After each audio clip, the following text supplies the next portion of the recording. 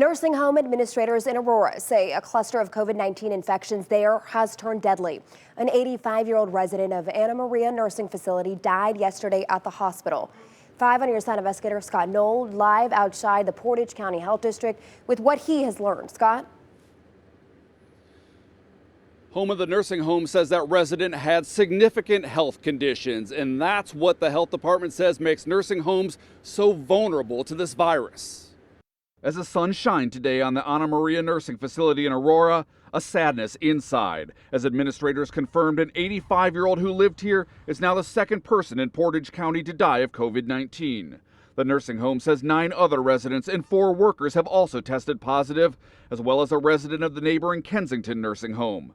Both facilities receive high marks from the Centers for Medicare and Medicaid Services. The cases highlight why the county's health department began working with the county's 18 nursing homes from the beginning of the pandemic to protect residents. A lot of these patients as well have what are called comorbidities, or additional things in their bodies that make them more susceptible. So if they have cardiovascular or heart or vessel disease, if they have pulmonary or lung disease, such as asthma, if they have diabetes, they're at very increased risk of having worsened symptoms and more quickly than just you and I.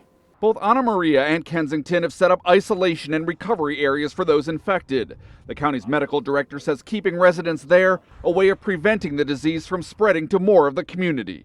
As long as they're stable and able to maintain the fever down to where it needs to be, if they're not getting short of breath or having other acute issues, then that would be a good location for them to be at, as they have very close coordination of staff to address their issues, yes. Meanwhile, the health department tracing those people who came into contact with the sick, including healthcare workers who may go from facility to facility treating patients. Concerned one exposure here could lead to others in other nursing homes too. So at this point, they've limited the number of healthcare professionals that are going to the facilities, such as physical therapists, occupational therapists, and those to try to limit the exposure of this very vulnerable population.